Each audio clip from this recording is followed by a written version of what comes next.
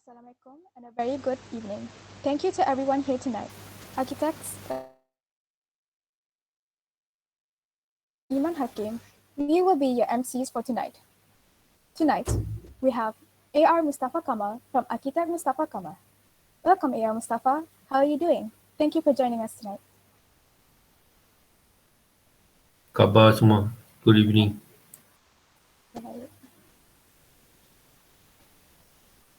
Now, I would like to call upon Afif to recite the prayers.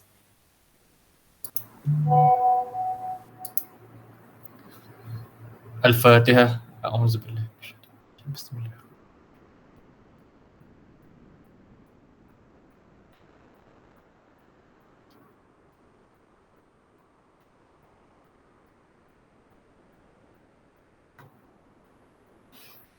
بسم الله الرحمن الرحيم.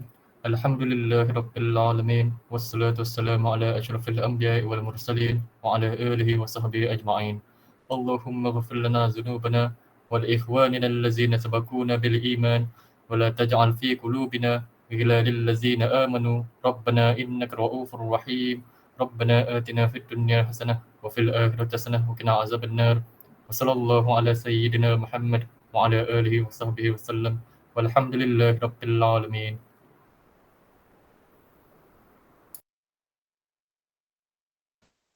Thank you, Afif.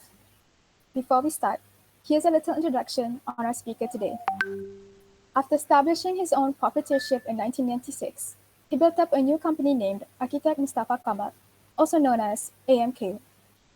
AMK seeks to create architectural designs that encourage harmony between the natural and constructed surroundings, as well as beneficial relationships between people and their physical and social contexts. The designs should be both aesthetically and pleasing and useful, while also meeting the needs of the clients. AR Mustafa chose to work there due to his passion for the natural environment. Working in that department, he contributed to a lot of projects as an effort to protect the natural environment in Auckland, New Zealand. Without further ado, I'll pass the mic to AR Mustafa Kamal.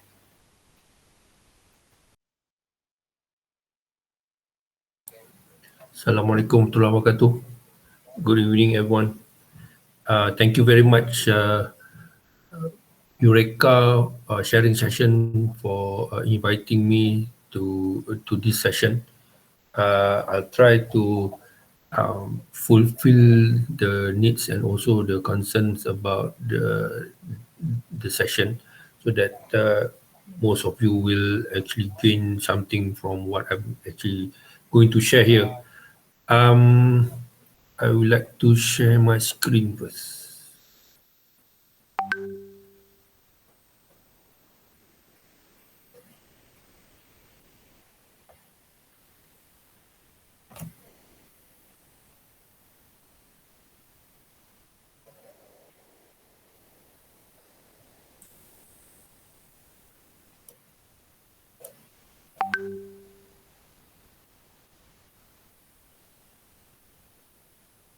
Can see my slide? Yes. Very clear. Thank you. Okay.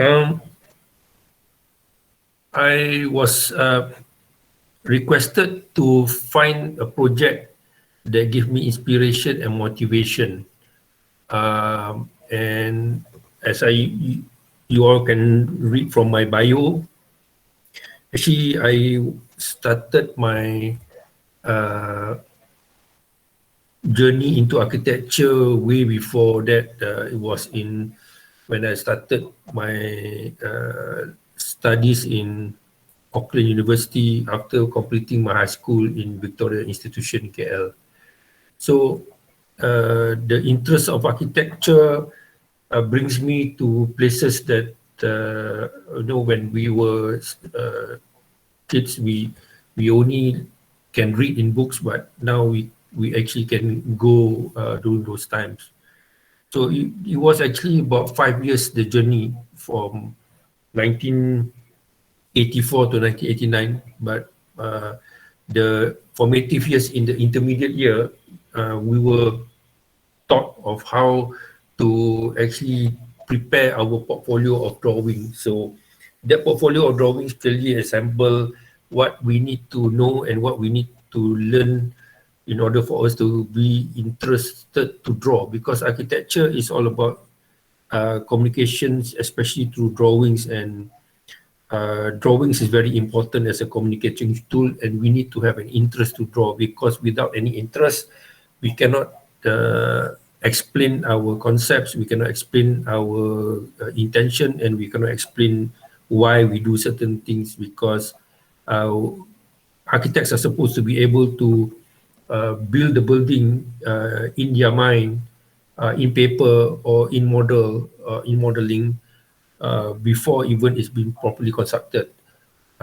So that is one area. When I came back, my final year thesis was actually something to do with urbanism, and it's talking about pedestrian architecture as a city revitalization catalyst. So at that time, there was no lecturer who wanted to take this, because during those years, most of the cities, most of the town, most of the urban design was actually concentrating on cars. I was actually going the other way, because I read the book and also followed the lecture of my building economics lecture, late Cameron McLean, teaching me that cities are supposed to be a low energy provider, but having a high impact and high vibrancy level. So that really put me thinking that what we have so far now is we are having more high energy producing but low energy output. So we are actually wasting our energy. So we need to actually reduce and make the city more vibrant and more vital, more variety, and also more of value. So that comes upon my idea of resilience. If you look into my bio also, in 2005, I started this element about resilience, because the world cannot continue the way that it's continuing now, because sustainability will be a word of the past. Resilience is the way forward, because resilience encompassing all about the sustainability, all about the economics of scale, and also all about being green. So resilience is very crucial now, especially during this pandemic. People always talk about resilience of the medical facilities, resilience of the infrastructure, resilience of water supply, resilience of that. So it is actually a word by itself that can transcend to many area of importance. So I'm choosing this project, DENAI Alam, because when we started DENAI Alam, it is actually not just a project because of DENAI Alam. It actually started as an idea of how to use property, or rather property development, as a catalyst towards making cities much better, and also more in terms of resilience and sustainable.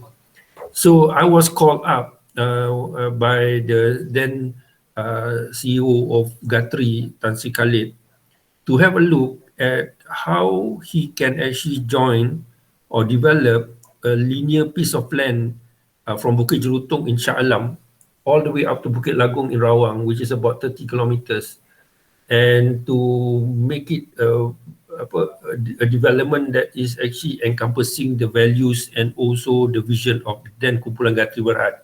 Because at that time in 1996, Kumpulan Gatri was actually taken out from the PNB group, because Tan Sri has actually resigned from PNB. So now he aids the Kumpulan Gatri Berhad.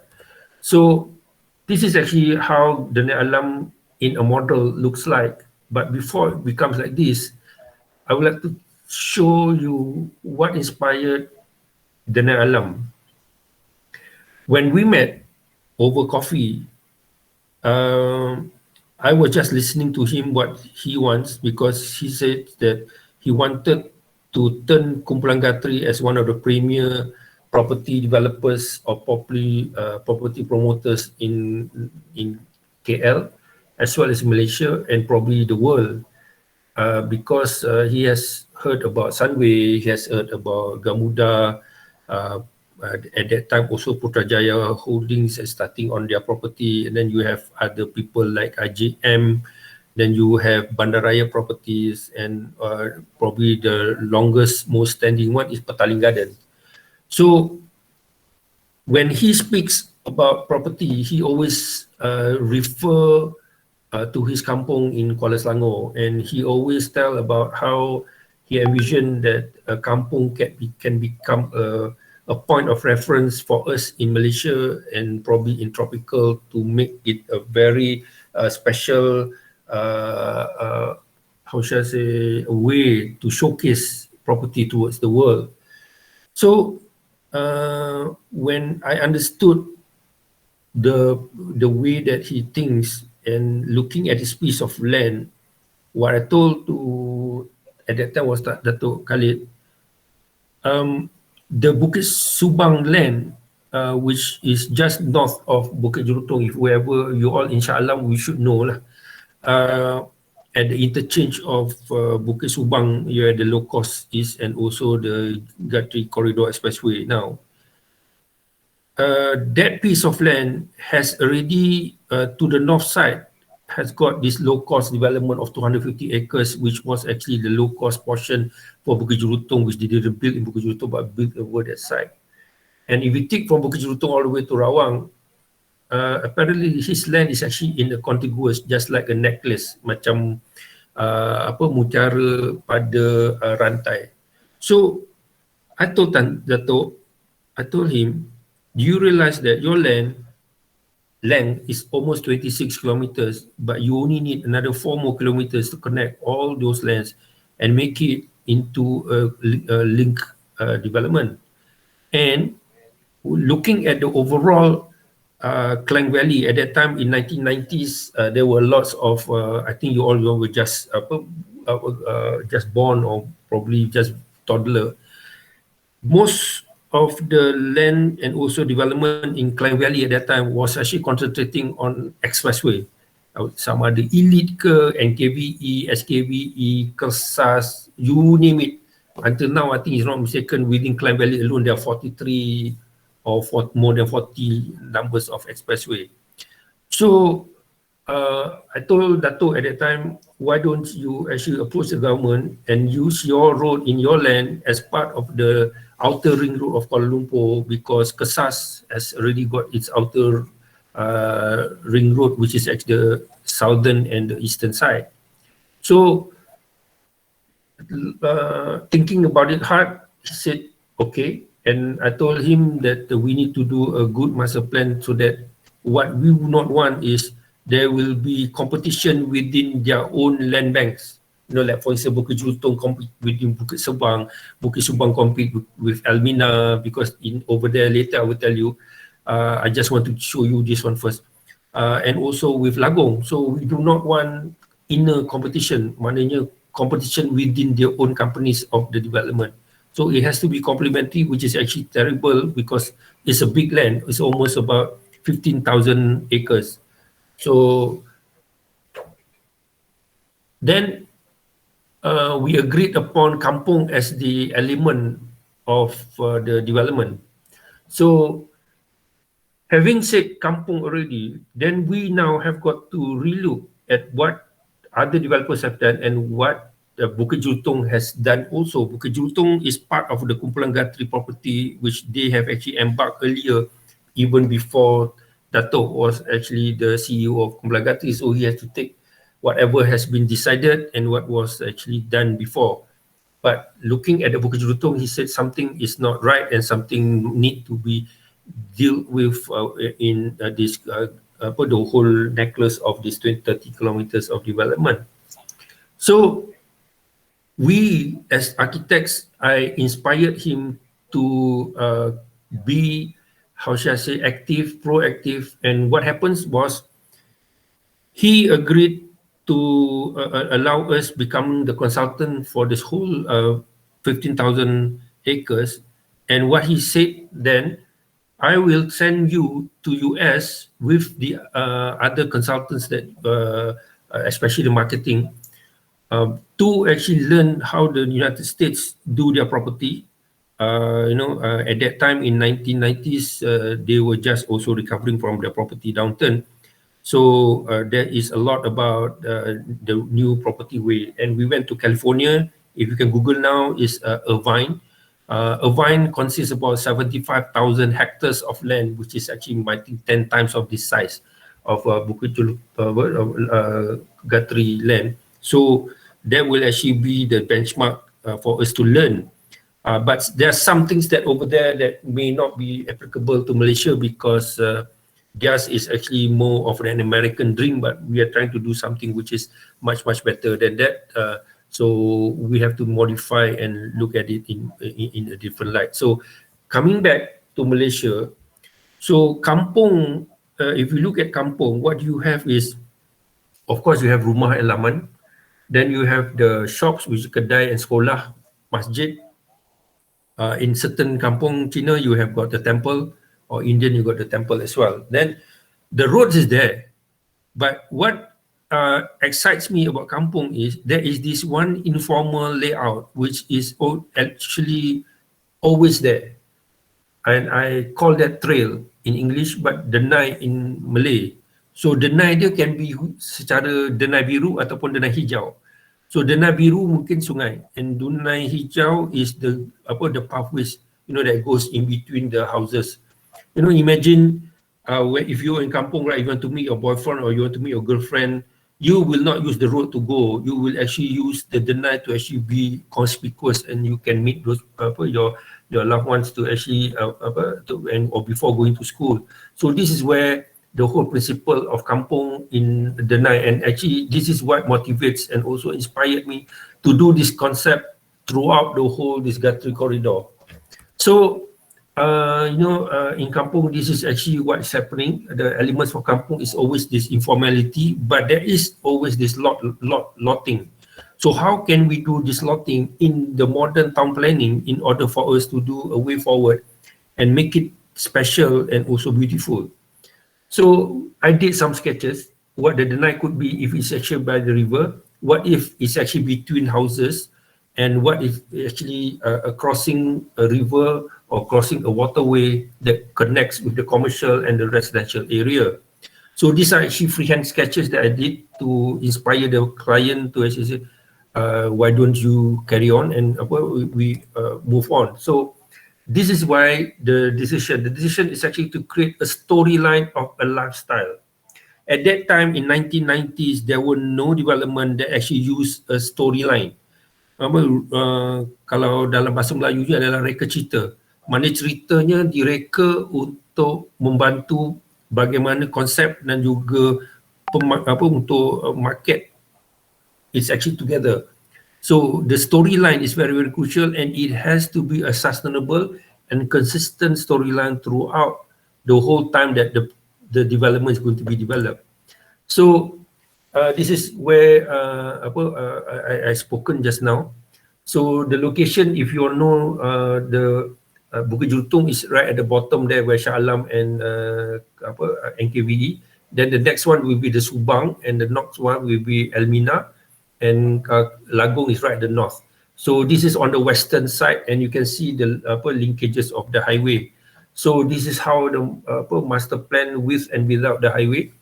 So this is how we see and we offer to a client a way that we can use the principles of urban, the principles of sustainability, principles of our culture and lifestyle in order for us to create something like a package for the developer and also our client. So if you look at the Lagong di Utara ini, if I can show here on the arrow, that this is the north side. The Denai Alam is actually at the bottom sini yang Bukit Subang tu. The name change from Bukit Subang to Denai Alam. So the highway now is called Guthrie Corridor Expressway. This is the only name that's retained the name Guthrie. The rest all have changed to something else because now the company belongs to Samdabi Development, right? So encompasses about that whole the whole thing, and covers 2 districts, Gombak and Petaling. So we work together with the highway engineers and also the marketing people, so property marketing, so that we know that we don't have any competition of products when we are developing it. So this is actually how the breakdown of the development. So kalau you tengok Google, this is how it is and the scale of it.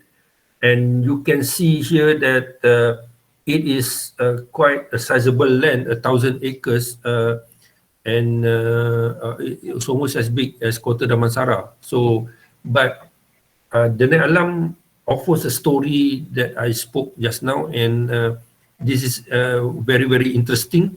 Okay, so how we get to this layout, this is where I would like to actually explain where architects and development and also other consultants, our role is how to shape the development so that it is actually part of the whole urban design, where town planner creates the zoning, but we are creating the life in that zoning. So we have to look at the topography, and you see the red one, this is what belongs to Guthrie. You see that the dark blue too, very, very high slope. And we know there are about 3 or 4 riverine. Mana dia alur basah, bila hujan lebat, dia akan jadi basah. Dia akan jadi laluan ke Sungai Damansara. And when it's dry, it's become just a swale. So swale is a landscape waterway to actually create a waterway for the landscape part of the whole development. That white portion there is where the low cost for Bukit Jelutong happened. So we need to now to merge that layout with the other layout. So you can see from here how we managed to do the management of the combination of these 2 layouts. Okay. So kalau di atas tu, on the left sekarang ni, as it is now, is actually Amina. And on the left is still the land belongs to Guthrie. If you look here also, belongs to Guthrie. And you look at the steep slope, and it's facing the, if you all have been to this place, which is the Tasik Subang, where sometimes you can go fishing, you know, and like people to do drones over there. So this is very nice setting. So we did also a slope analysis, and I think the slope analysis is very, very crucial for you to understand how and the susceptibility of the land to have landslide. So slope analysis is very, very crucial, and we try to actually use it as our guide. And we look at how the road system, the blue one is the new one, the yellow one is the existing one. So it's how to actually merge with the development, and also the road system, and also the slope and the hills. Of course, some form of the hill we need to actually reorganize. We have to do some cut and fill, but most of the thing is we try to maintain the riverine to still maintain where it is. So you will look later how we maintain that the waterway. So as an architect, the waterway, do not try to adjust the waterway, because nature will take its course. And that is very, very important fundamental thing that you need to understand when doing land planning and also architecture.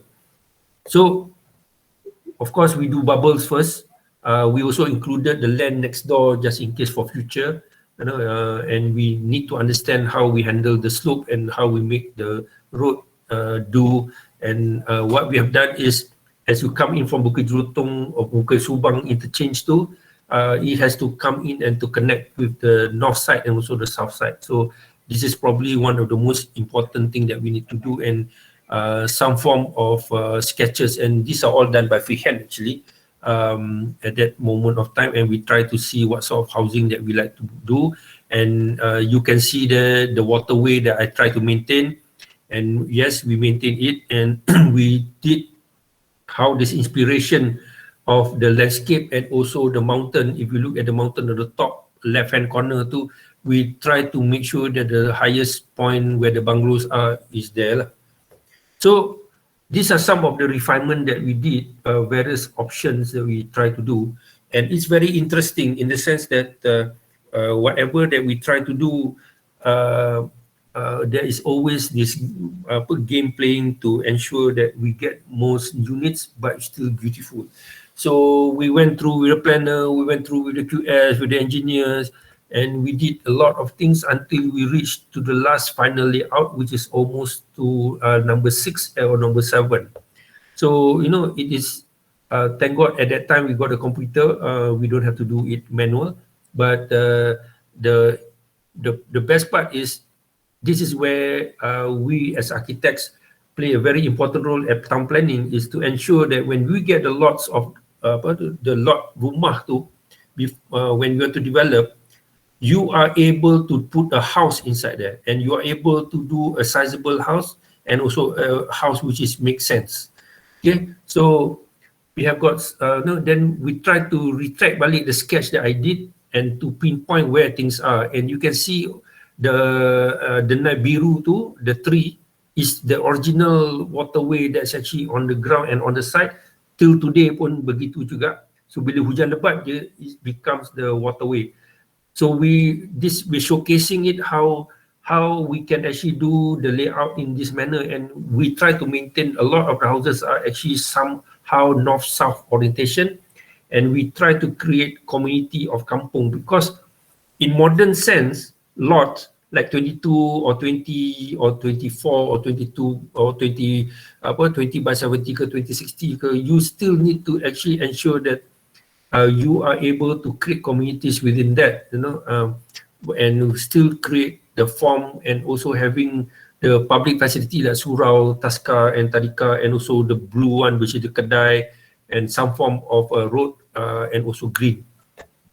So the idea of DENAI, when we try to display over the whole site, when we submitted or we try to move to the local authority, what they were saying is, I need a big 100-acre park in the development.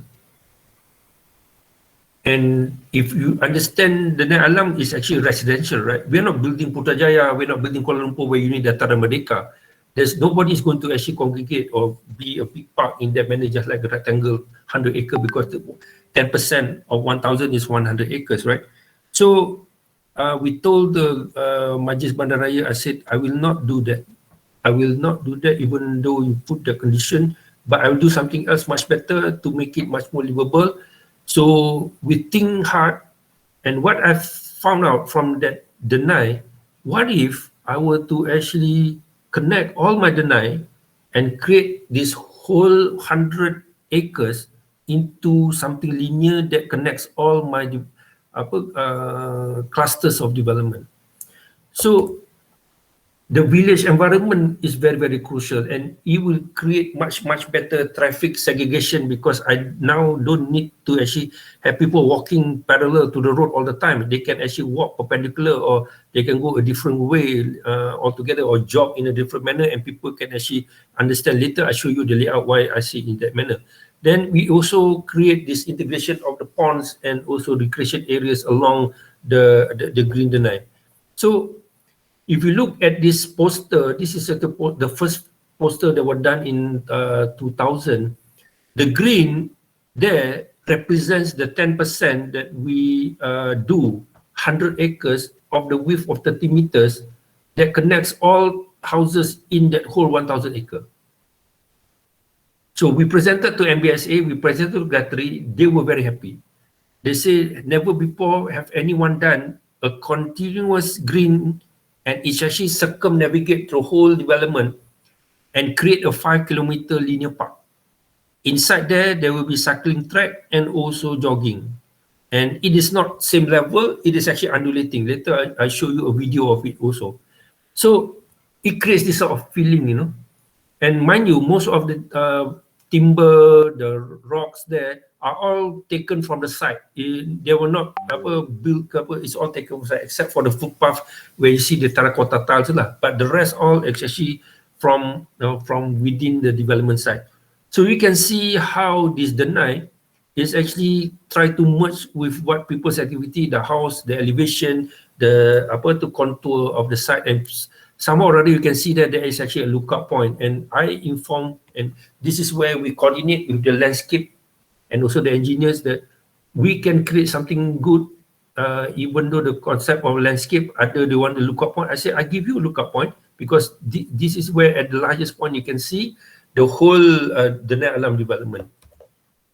And we are lucky that next door is actually the Denai Alam Recreation Club where there's horses. So we could take a horse's view, just like in Dallas. If you know Dallas, the series. So this is how the setting of Denai Alam, as it is now also the same, but the rocks now we fill with moss and creates much better. So this is how the Denai can happen in between, and you can have undulating of the. So this inspiration of kampung also is like this, when your kampung is actually at a hill or near the river. Okay, so this is where the principle is. What we have on your right is the unit, the house. Then there's a front lawn. There's a laman. Then you have a collection of all these kampung 1 and kampung 2, and you have the sekolah that shares between these two kampung, and you have the shops that actually supporting each of these kampung, and you also have got this open space. So what you find on your left is how we actually delineate and also make sure that the houses are all within walking distance to the closest Denai, and never far from at least 200 meters of it is actually a Denai. So you are very close by, and you can also walk to the shop, you can walk to the school, and from there you can create the leftover spaces into as some of the green that connects all the linear park. So what we're trying to show here is you can design the landscape first and put the buildings later. That's probably the way that I'm looking at development in this manner.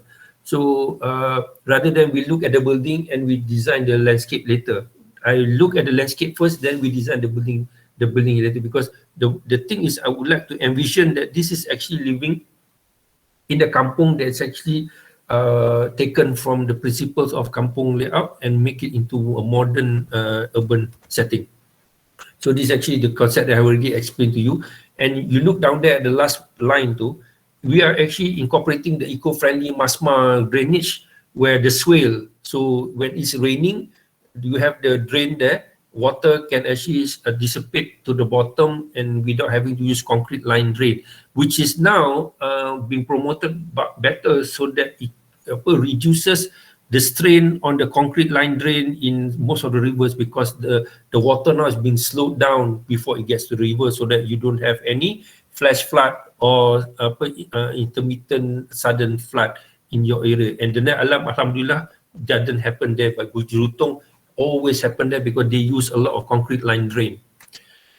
So this is actually comparison. This is what I say: 100 acres compared to the one on the right hand side. I distributed it in this manner, this whole linear, and the gray is all the layout. The green is where the linear park that I incorporated, and alhamdulillah we managed to do that linear park, and it's actually 5 kilometers in length, and I think it looks much better compared to the one on the left, right? Because why I say it's much better, because on the one on the right you can walk to the park and you don't need to bring your car to the park, because everywhere is the park, and the people on the phase 1 or phase 2 or phase 3 or phase 4 have got green open space. You don't have to wait for this whole big square to complete before you do any landscape, right? So this is actually the principle that we follow, and this is how we try to ensure that the architecture, the north-south, the orientation, and mind you, what you see is flat. It's actually not. They're actually undulating due to the level difference of the earth, plane of the earth. Okay, so this is the red color to represent that how big that size is there is calculated. So the one that actually diagonal there is to connect to the existing low cost development. So there is actually a linear part that connects there. So we also respect our neighbor. Then to the left we go to the hills and to the right we are actually going towards the highway. So this is how this whole thing. And Dato, now he becomes a Tan Sri. He's so happy, and he has something that is actually showcased. And to make the story better, this is actually the comparison tu, this project was actually approved by the Chief Financial Officer first before the CEO signs off this project. Means the financial officer was very happy with the way that the storyline and also the whole thing that's going to project forward for Guthrie to actually make it known that they are working towards sustainability, making it resilience. So it's a better thing. So if we actually undo all, this is how the landscape portion of it, and it's much easier to sell this as a storyline, you know, and the story also goes to the salesperson, and the landscape architect work with us on how to enhance this. And if you look at the lake at the bottom there, it's just like you know, at the road traffic light, you're not seeing a building, but you see a lake. And later you can see on the video, you will feel much more happy, you feel much more at ease. And those two lakes, the one on the left bottom and the top right, is actually where the flood detention pond, so that water, excess water here don't go and flood your neighbor. So this is how, and you see here the diagonal line that comes on the left hand side, this is all the existing riverine that connect back to Sungai Damansara. So this is the tropical approach that we're trying to do. We, you know, imagine people walking at the DENAI, the housewife working at the kitchen can see the kids going to school, they feel safe, and the kids also feel safe because there are people watching it. So if you understand the crime prevention through environmental design, this is what we're trying to do. And it can be done, it can be promoted further. So this is how we actually make it happen. So of course, for the sales, we always, because of that, we always make sure that, because kampung is always a block and a small block sprinkled on the ground, so we try to make the blocks shorter. So what happens when we create the block shorter? We always have either 4, 6, or 8. That's the longest. We have more corner lots. If you look there are more corner lots, there are more end lots. So it's better to sell. So that means our mind as an architect designer also think of how to make more money for our client or developer. And you see a lot of those rates where the primary are all facing the green, the night, correct? So this is where we help our client to ensure the vision, and also they are also inspired because of our work, and they're also wanting to do good products from this sort of development. And this is how we make sure the neighborhood, you know, the blues where the schools are, and then this is how we do micro study, how the whole thing happens. And this is where the housing, this is where the public facility, the school and surau, how they and the gray is the linear, and the blue where the shops are. I always make sure that shops cannot thrive on no traffic. When I say traffic, pedestrian traffic and car traffic. So wherever the DENAI and road crosses, I put a shop. So, which is good also. Why? During this time, this pandemic, current pandemic, what happens is you cannot travel out to go and buy your groceries more than 10 kilometers, right? So in DENAI Alam, Alhamdulillah, because of this layout, most people in DENAI Alam will not have to go out of this to actually buy their bigger portions of the groceries, because all the blues have got shops and got even a mini supermarket. So this is also one way that we have actually foresee the thing that can happen for the future of people, and also make sure that people can still live and feel safe and also be sane. Tidak rasa buntu, because there is green, there is open park whenever they come out from the house. It is green close. They don't have to wait and go 2 kilometers to get a park. Here it's very close by to their houses already. You can see from what I showed you previously, right? So this is where it is very crucial that we understand what the needs of the people. So this is what changed the whole landscape of how we actually do land development. And I've repeated this in a few of these, and also design competition. The principle and it works. Later I'll show you which ones that I use this. And this is, if you look there, the green and the yellow does not go parallel, it goes perpendicular. So that's why I said when people walk in the night, they can feel safe. They only have to cross many little roads. So this is also a very good jogging track, 5 kilometers. You can run 8 rounds or 9 rounds. You can create a marathon. Okay. So I'll play the video first for you.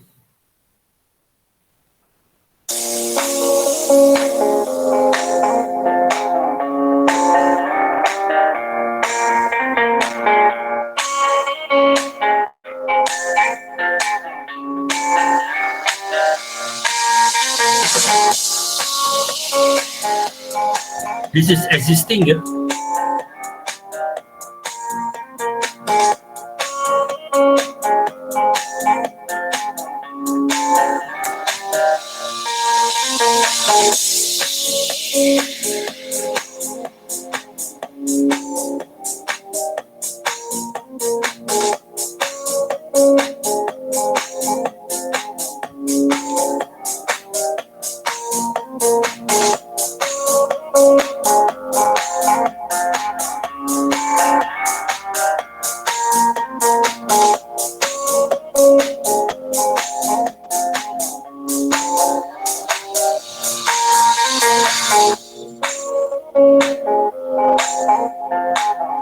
That's the lookup point.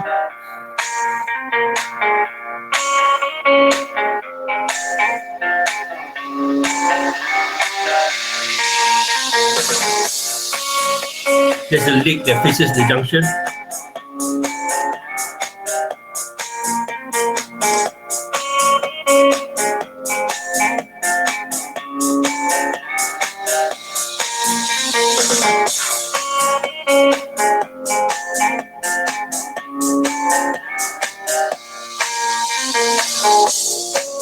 That's a Subang next door.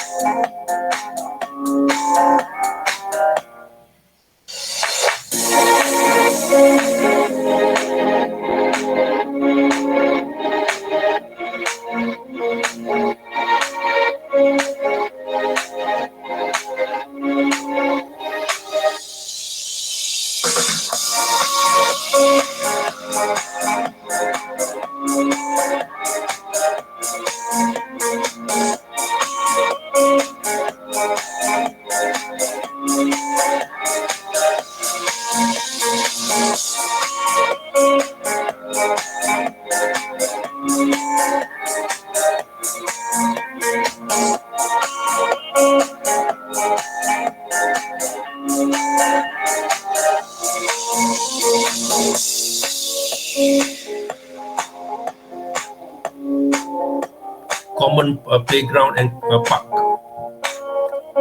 between two neighborhoods.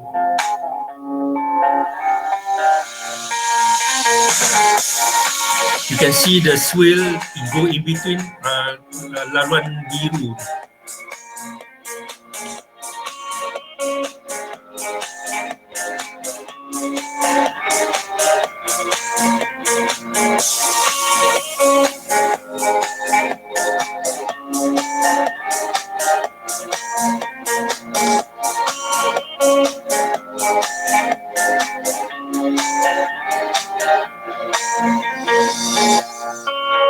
This is the central commercial area, which also use the DENAI.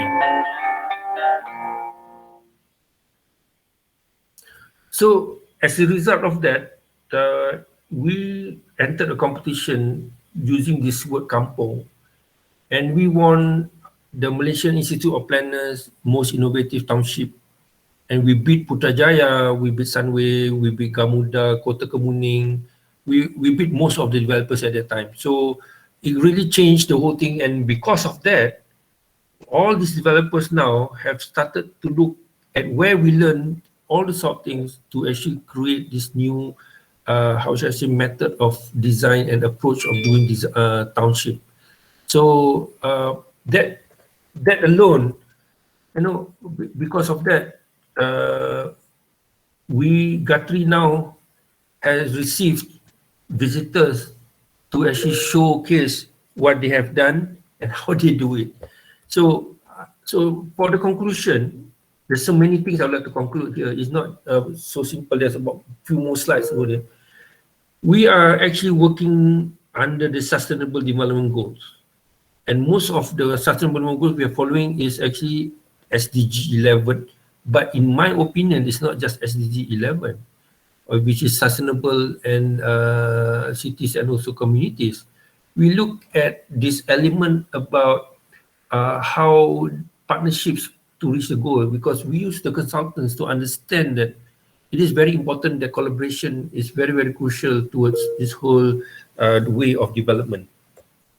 Then, because of that, if you look now, the whole healthiness of the city is very, very crucial, and the governance, which clearly sits in the how we use best practices and a good design in the urban, will create this balance of healthiness and design as well as governance, so that we can move forward to do a new way of doing urban design. And previously we only handle climate change and disaster, but now we need to look at COVID-19. If you look at the previous layout, you can see that the permeability of the lots, they are not long barrack similar that only how she block the flow of air, right? It's actually permeable. That's very, very important. And this permeability is the one that Kampung and Tropical is very, very strong in the presence from before until now. So for us to do and make this a template, not template, to me an approach is it can now become a smart city. It can become a smart development which have got good governance, which is systematic. Then you already got a good urban design where you put another element of resilience, you become a reliable development, reliable city, which to me, alhamdulillah, it is, because people feel more safe being here because they don't have to go out more than 10 kilometers to get their groceries. Then the last one is actually about healthiness, because we created the space for them to actually jog, to cycle, to play, and the breeze is there, and the green is there, the blue way is also there. So this whole nature of sustainability is also maintained. So for us to have a balanced life, we need to have a tripartite look at the social, the physical, and also our mental. Because most of the time before, you only look at the social and physical, right? So this balance between rural and urban is very, very, very, very crucial.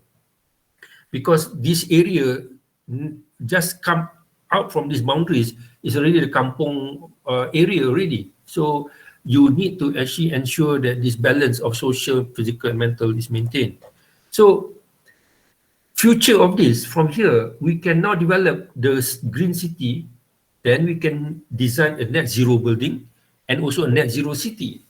So this inspiration can carry on to this level because there are some more plots of land are not developed yet. So we are able to pursue this sort of development concepts and city planning.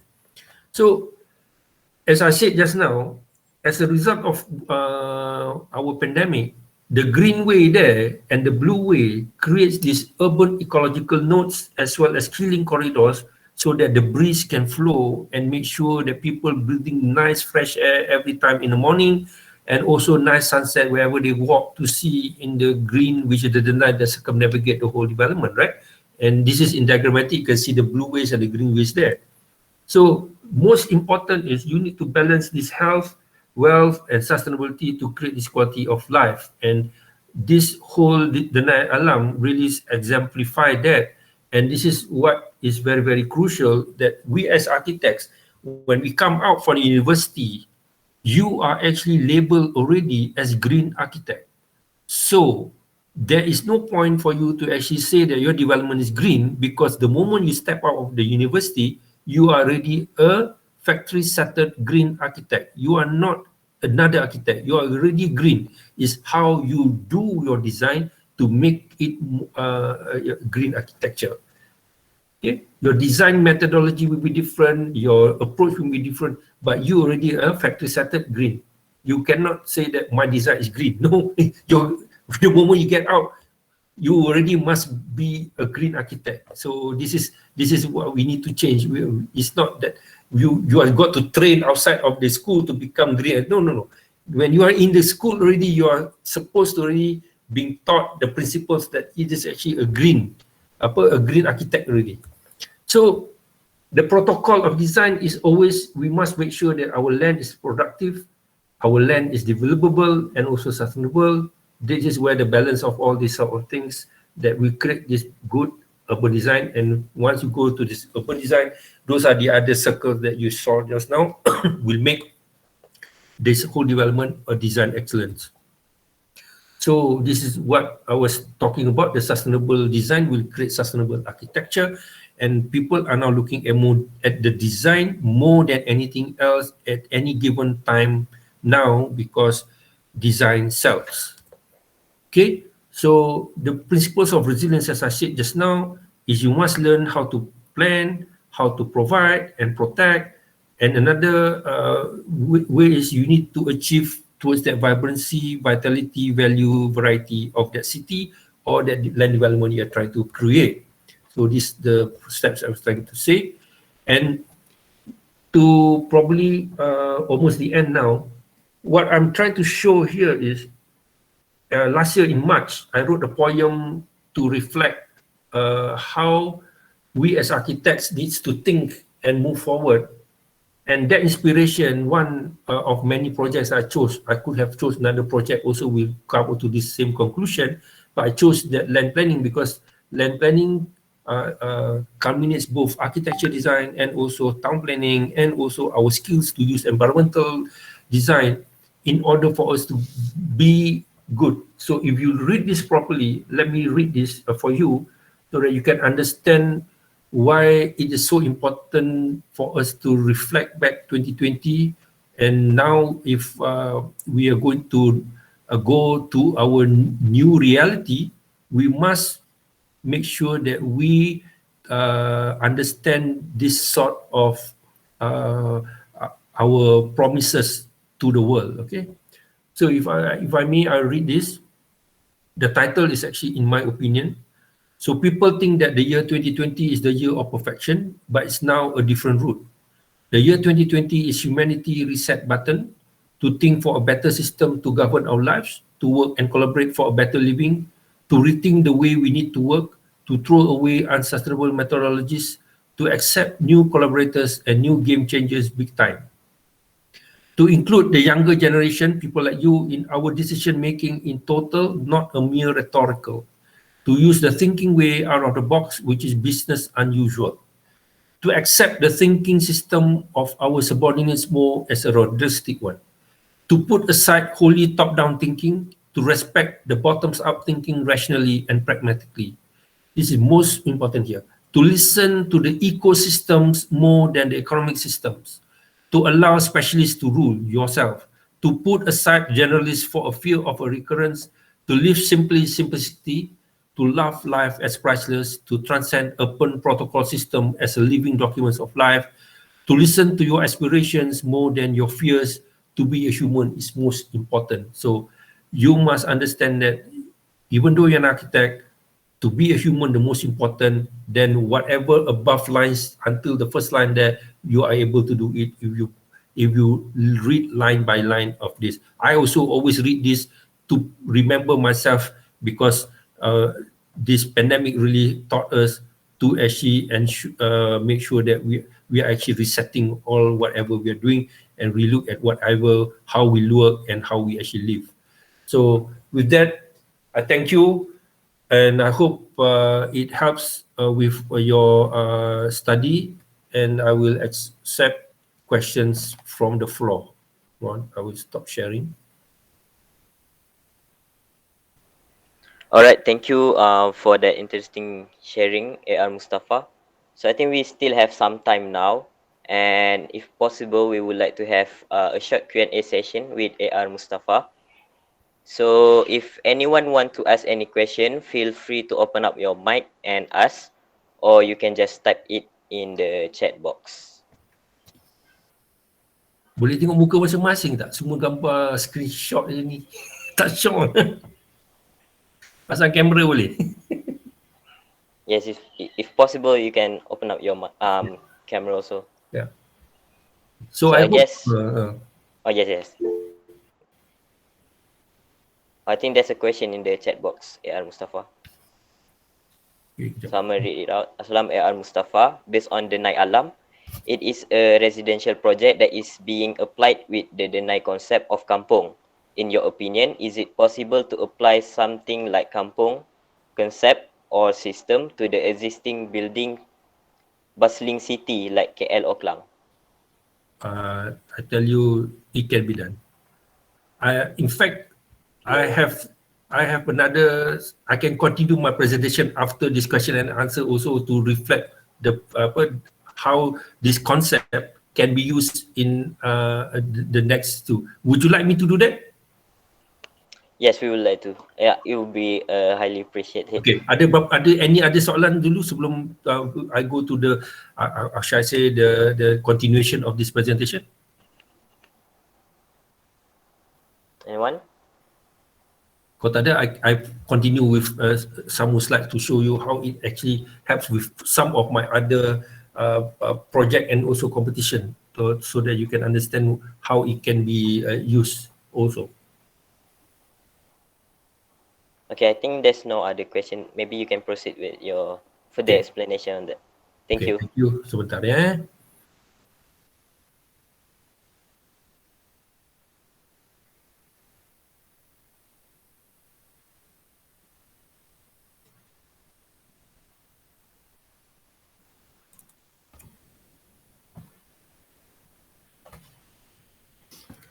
Okay.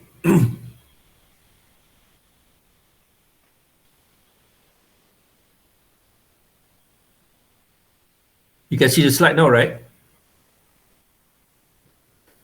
Okay. Can you see the slide now? Yes, Hello? very clear. Okay.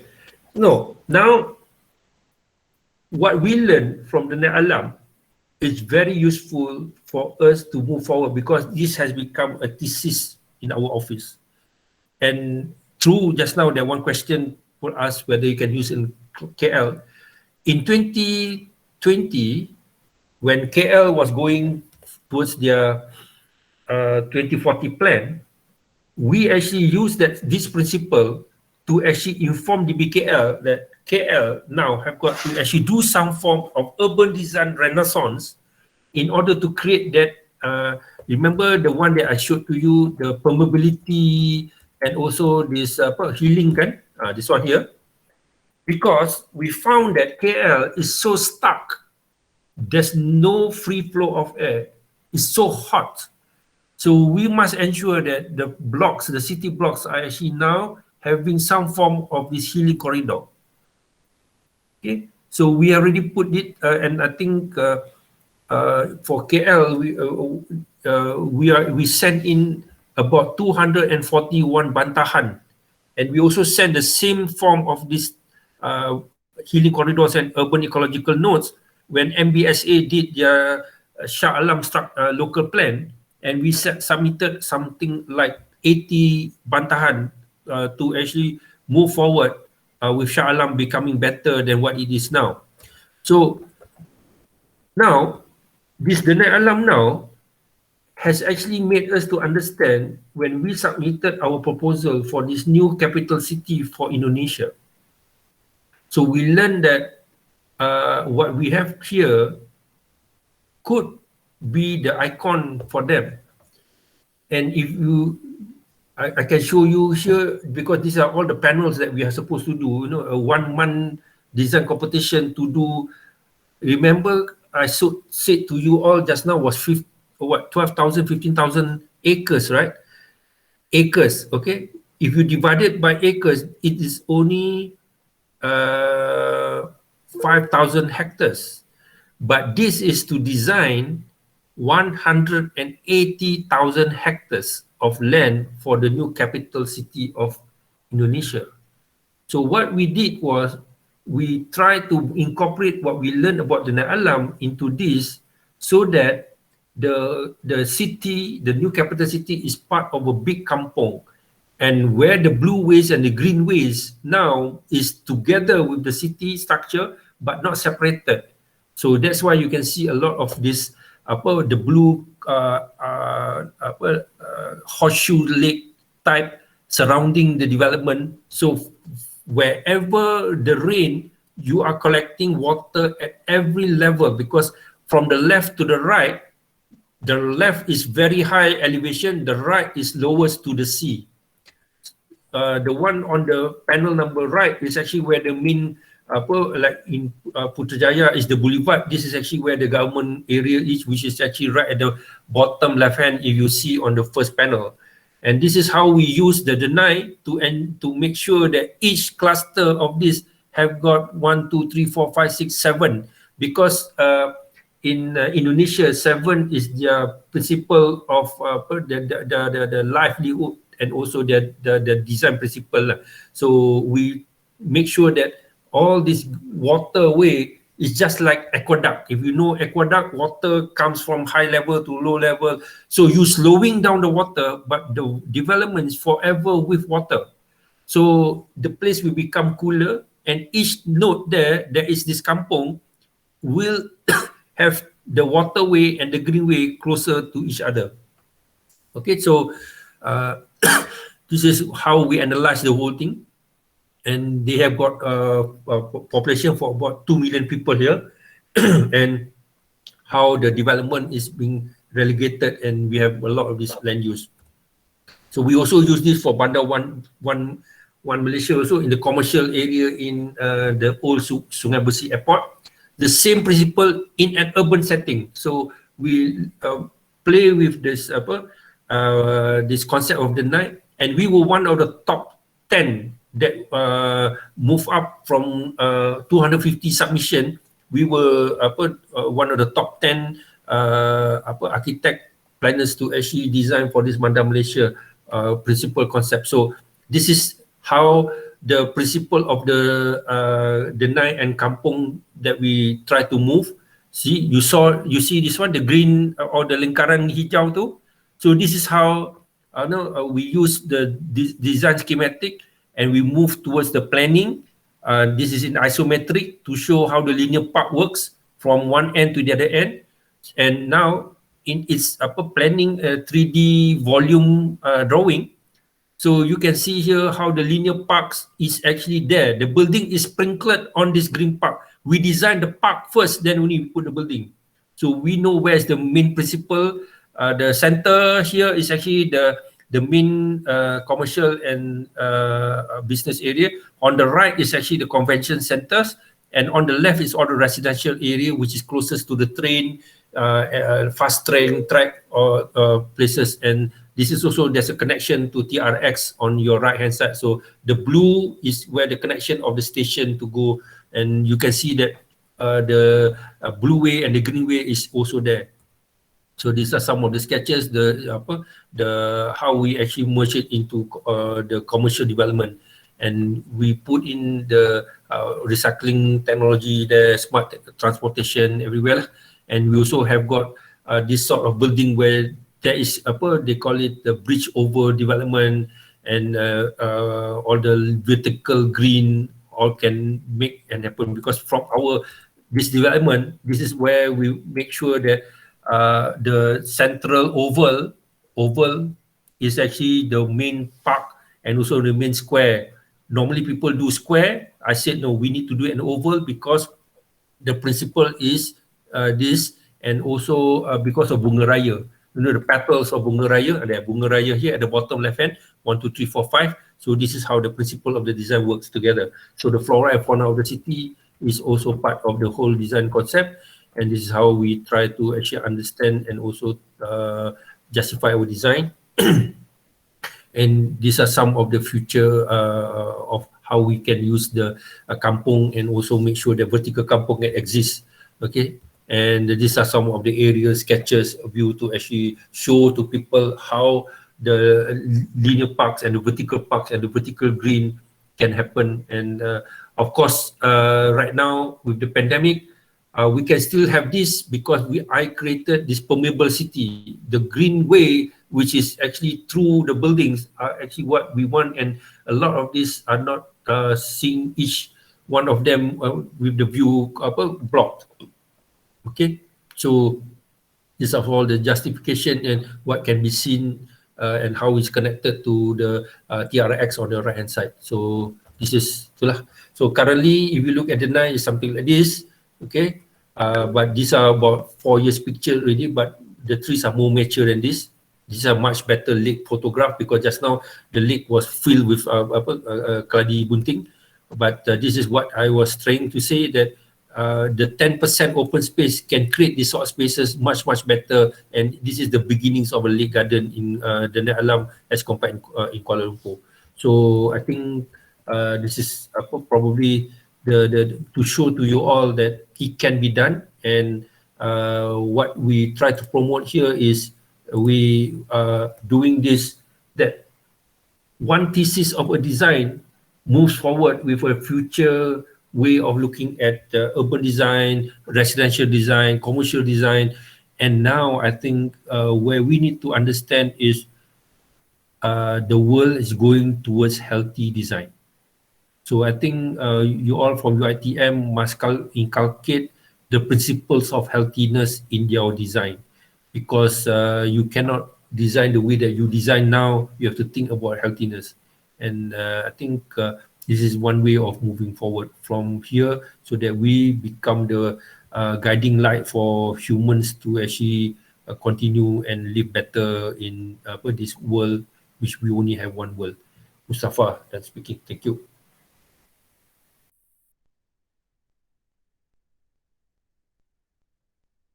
All right, thank you very much for that further explanation.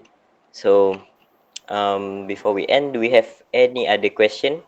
You can just open up your mic or put it in the chat box. Anyone?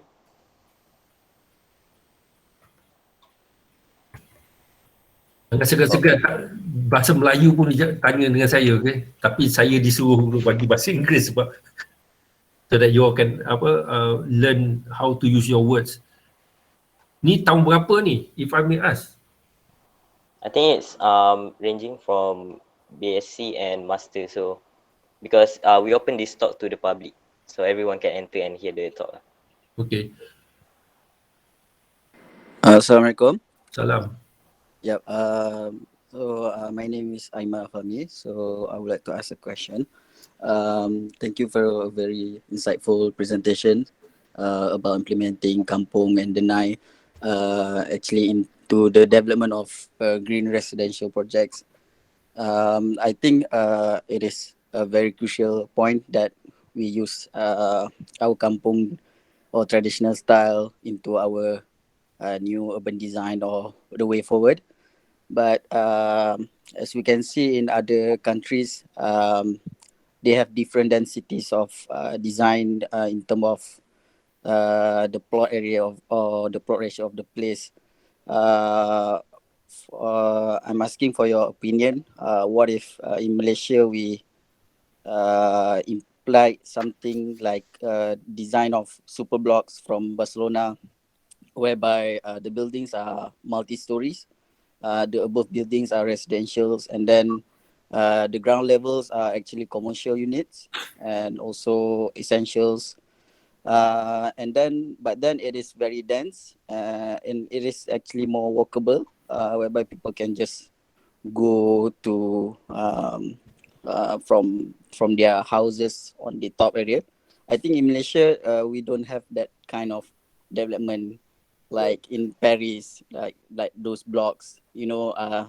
At the below area we have commercial units, restaurants, maybe gym, and then at the above area we have like residentials, shop houses that actually creates a neighborhood around the area. So what's your opinion? I think in terms of transportation, in terms of walkability, and then in terms of the shades given from the height of the buildings also, it also give the people more interaction and then more way to actually connect within each other. And in terms of crime, maybe there's a lot of eyes. People from the houses above can see many things on the roads. So, what's your opinion on that kind of development in Malaysia if we try to implement? Okay. If you take the principle, I agree. But you take the design of Barcelona to KL, I disagree. Because Kuala Lumpur has already got that shop house. The only thing now we need to change is the guidelines for your design, in the sense that they got a setback, side setback, all those something. We need to we need to forget all those, because what happens in Barcelona is every inch is being used, right? So we need to also make that happen.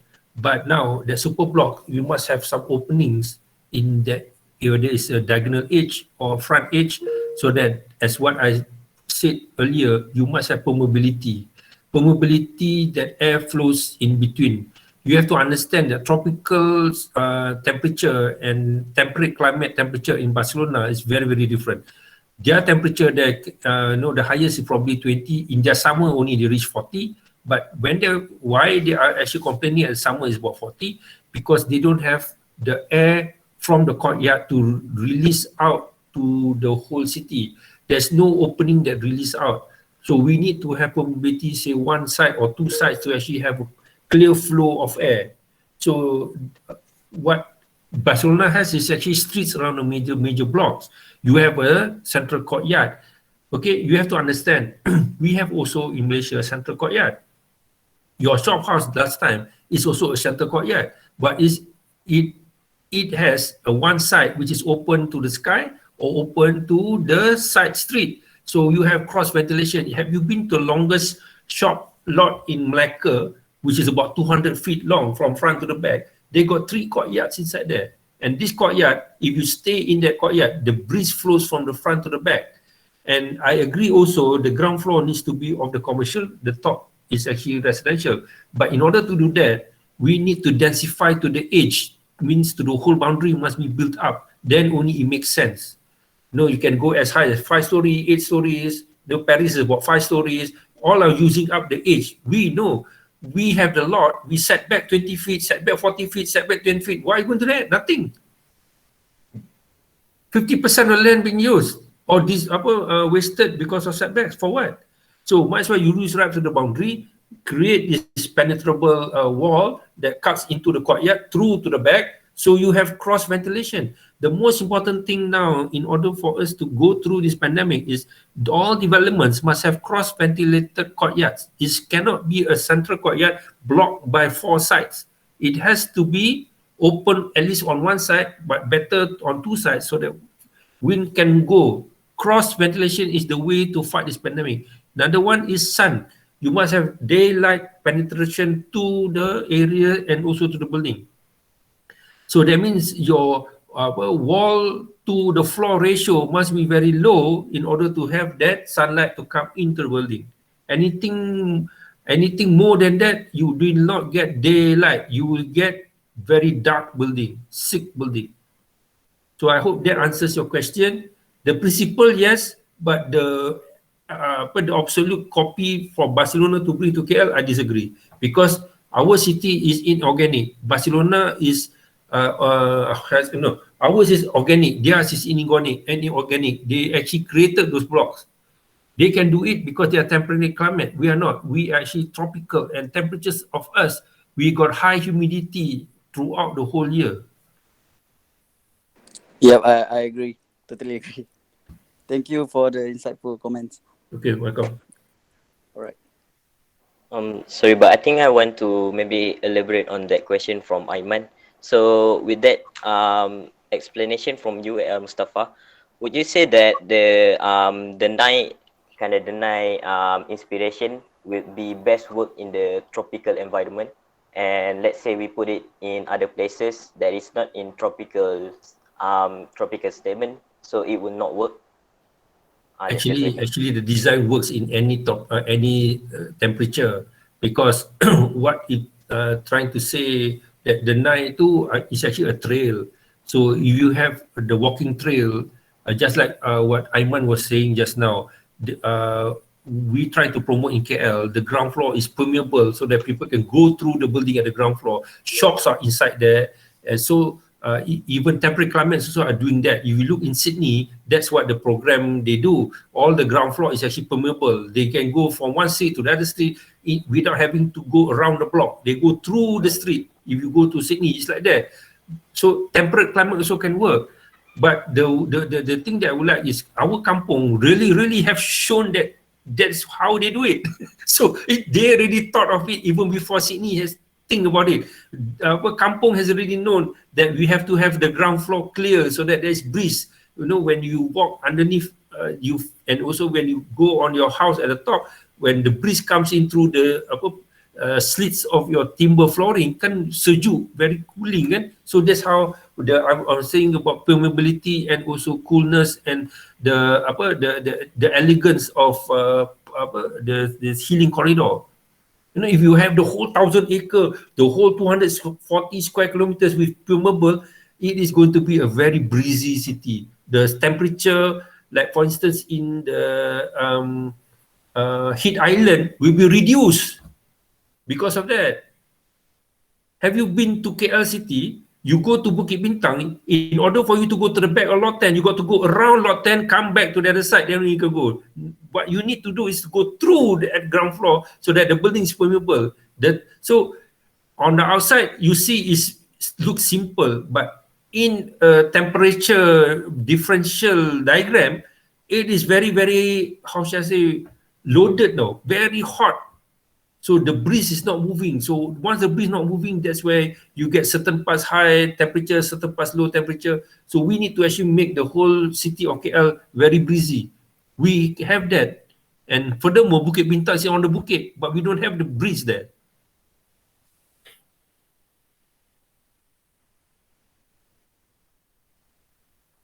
All right, thank you very much for that answer.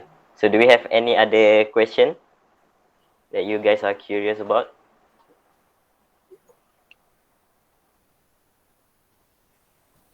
Anyone?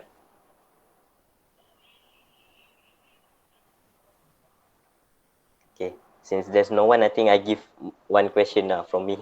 So from all of your slides just now, I've seen that you're also, I think we all know that you're also pretty well known in the town planning side of things, and also you're pretty well known for your master plans. Would you say that in order to build a great kind of like environment in a city, the architect and also the town planner should work hand in hand in order to create something more meaningful and more suitable for the setting of the city?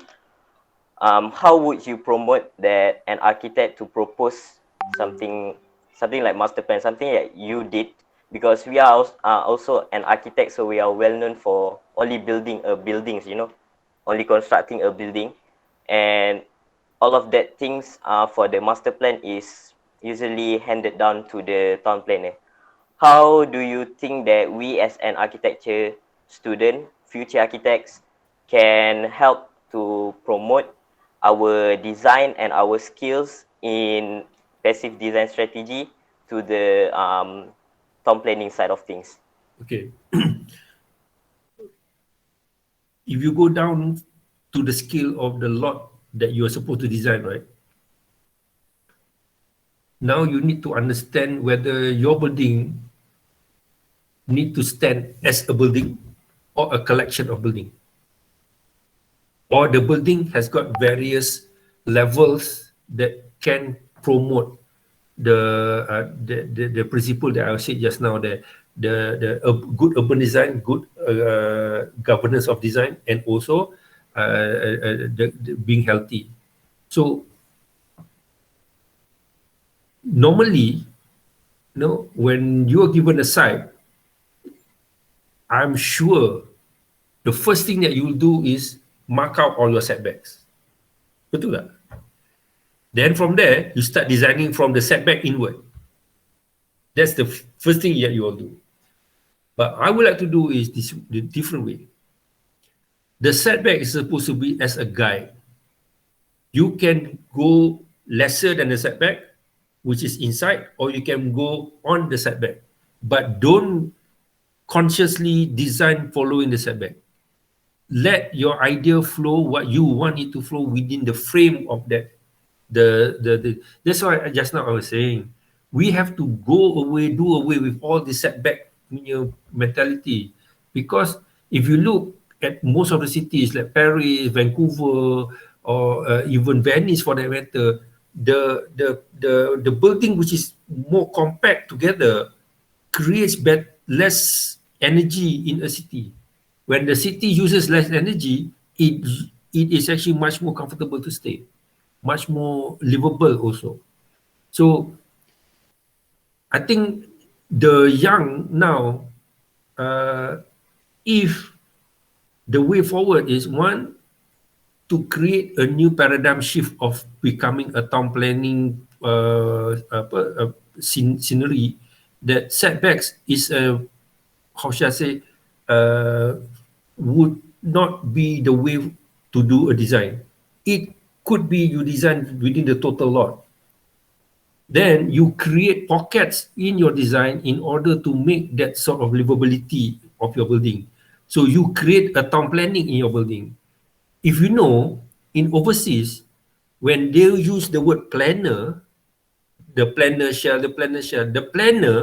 is inclusive of architect, town planner, and engineer.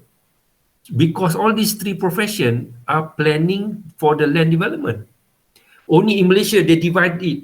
There is an architect, there's a town planner, there's also an engineer. In Indonesia also, you start with the engineer, architect, so all can do land development. So these are the things that maybe in your future career, you will see that, and remember the SDG 17, right? You need to move towards this partnership to ensure this.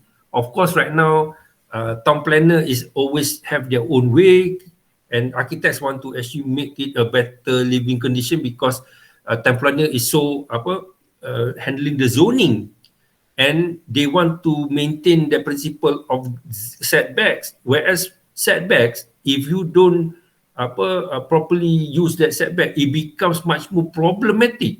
Why? Fire. How are you going to handle fire? Because in New York, they handle fire. The blocks are all connected together, right? But they can still fight the fire. So there is other ways to handle fire. You don't need to actually have that. No, or else we'll be having an island design all the way every time, which is actually wasting. Imagine your window facing another office window that doesn't see anything. You just see another person, another window. You get what I mean or not? So we need to change that mindset now. We need to change that mindset. We are not I'm looking at it in the city center. If you are actually like in an open acre pun, we have to understand land, tanah itu very, very priceless. Do not waste land. A lot of what we ever design now, if one lot of land, 50% is given away to setback. Betul tak? You just take lah, you design the house bungalow ke, terrace macam mana pun, 50% of the land is all given to setbacks. You go and calculate whatever that you design in your university ke, you just the road setback lah, the setback here, side setback lah, back setback lah, you tengok. 50% given away, betul tak? Kan? So that 50% of land, the buyer of the land paid for those land but cannot do anything.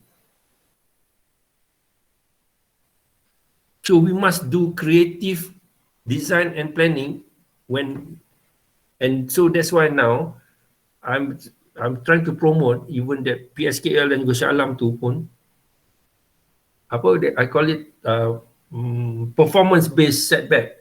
So maknanya that's an urban design being taught when you are actually designing a lot. Dia tak ada semuanya sama. 10 feet here, 10 feet here. Nanti kalau ada 20 feet, what you do? Di top pagar tepi-tepi tu. Belakang pun pagar. So dah jadi apa? People cannot go through to the back also, right? Imagine kat Shah Alam, you go from one lot at the front, you cannot go to the back, you got to go around the block, right? Macam tu. I hope it helped to explain the situation, Hakim. Yes, please. Thank you very much. Welcome. So, I think we can afford maybe one more question. Is there any more question? Master student? Is there any master student here? I think you guys would like to ask something, right? Anyone? Kalau you tak ada question, I nak bagi you tahu something. Okay, I think you can just proceed with that. Yeah. Okay. For the master student or even the part 1 student, I would like to remind all of you, your final year's project, bukan thesis ya, final year's project. The final year's project can be converted into your thesis project or thesis book or thesis paper. But please ensure, if possible, that thesis itu or that last final project itu is to be your project that will actually assist you to profess what you like to actually be the architect that you want. Like me, my last final year's project is actually about pedestrian architecture as the urban design catalyst, right? So I dah profess jadi an urban designer architect. So I pour all my thoughts, all my argument, learning, reading semua tu to actually make myself available to actually understand those sort of angle. So you can also do that, or you can do anything. You can either go like food security in design, a green, vertical farming. You can even look at your lighting or even look at automation. So to me, your final project and final year's thesis itu will become the document that is going to represent you. And of course, it doesn't stop there, right? Until now, after 30 years of practice, I still pegang benda tu, but I continue the knowledge, extend further, add on, but still as a learning curve, and I gain new more knowledge because I got that thesis or the last final year project tu as my starting point. So why I'm saying this, so that we don't just do the last project or the last thesis itu sembrono. It has to be with a focus. It has to be used for later. Maybe you want to go to do masters, you want to do PhD. They will ask you, what was your final year's thesis? Then you feel, oh, I do not want to show to you because it does actually my 5 years thesis is not what was supposed to be done. You're doing something else. So this is very, very crucial. You have to understand that whatever you do now, when you wake up tomorrow morning, you must think architecture sampailah bila-bila, because architects never retire. They only slow down. Okay? So that's my advice to you lah. And always keep on learning, because right now in the architectural thing, not every one of you yang mungkin akan jadi practicing architect yang akan sign plan. Okay, I give you an example. My school last time in Auckland University, 30 years ago, when I left, it's still an architecture school.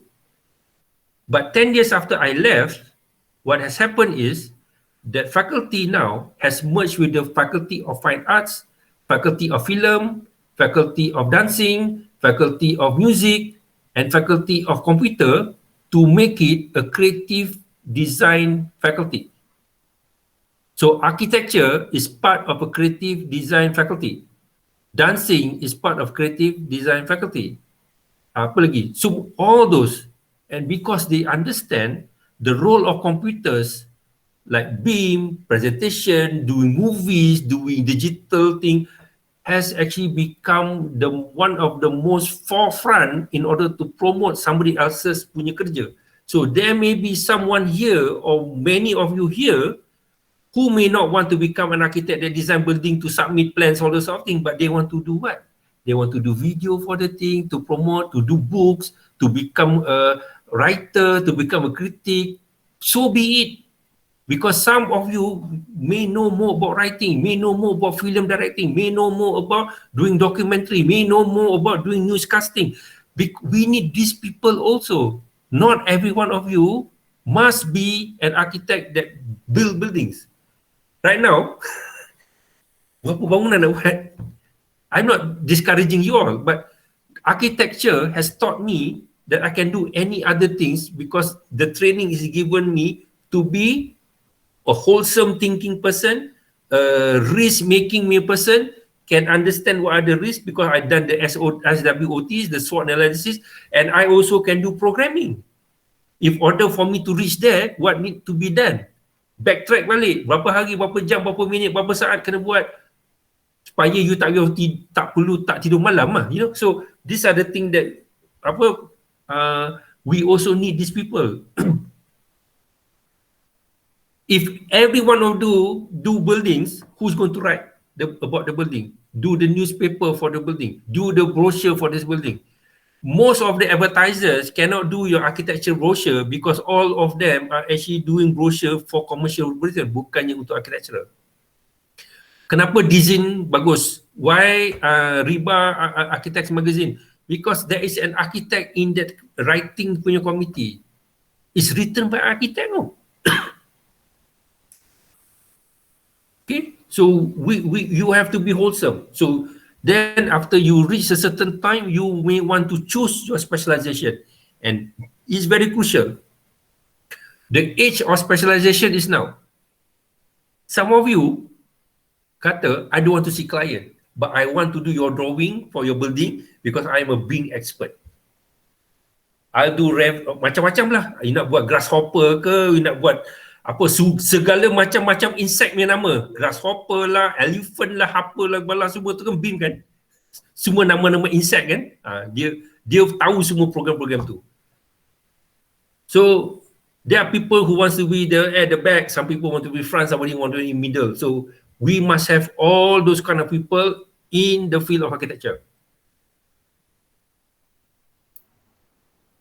Kenapa World Architecture Festival itu ada dua arkitek tu, yang dua orang tua tu, they were architects, you know, but they now doing festival. Kerja mereka buat festival je. Itu pun satu art, satu science, satu energy. How to actually merge people. Come, we do this course lah, apa lah semua tu. So these are actually expertise. Now, you cannot do exhibition, right? But you can do digital exhibition of architects, right? If you give this to a normal advertiser, dia kata, I cannot do it.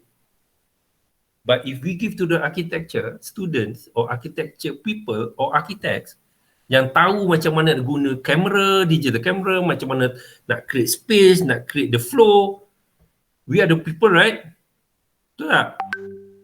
Tak dengar apa dia? Kan? Betul tak? Betul. Betul. So we must create our own destiny. So, kalau we as architects don't create that destiny, we accept other people to create our destiny, it's not going to happen. It's not going to happen. You all are young bloods here. We need you all because you know how to use the gadget as though when you born, gadget is in front of you or inside your heart already. We have to learn the manual now. You already born, you know already how to repair a phone. So kita nak orang-orang macam ni. So there are people who can design, there are people who can build, there are people who can document, there are people who can write, there are people who can draw, there are people who can do film, there are people who can do a lot of things. We need all these people.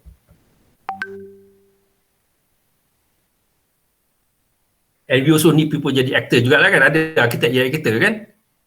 Okay, so those are the things lah. I hope I actually expanded your mind what architects can do. It's not about just this saja. Yes, you need to get all your degrees tu benda tu betul. But what's after that? This is the one I'm trying to explain to you that there are many other ways to do architecture if you cannot do architects as the pure architects. Because in my opinion, the future of architecture now, there exists in three. Why? Dahulu, I want to become architect. Sekarang tak. I become a BIM expert architect. I become a architect writer. I become an architecture critic. I become an architecture programmer. I become a apps architecture programmer. I become a architecture librarian. I become an architecture model maker. I become an architect technologist. How to predict, how to use wind lah semua tu. We need those people juga. And also we need architects yang nak mengajar orang. So we need architect yang jadi lecturer juga. Okay? I hope it helps you and also opens up your whole each and every one of you, whether you are part 1 ke part 2 or masters ke PhD ke, whichever lah.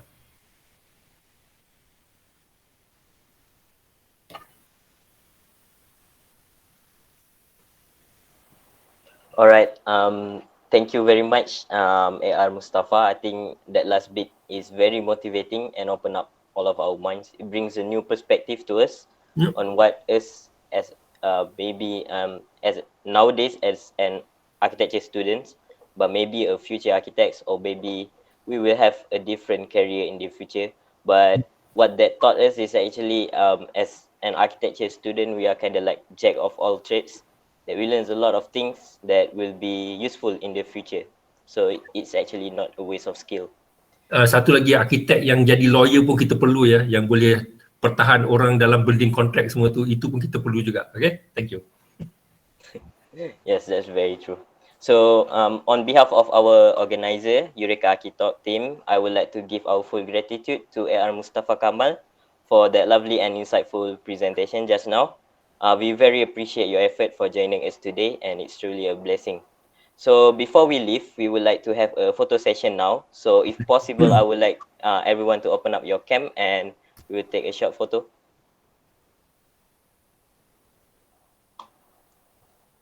All right. Okay, is everyone ready? So open up your cam.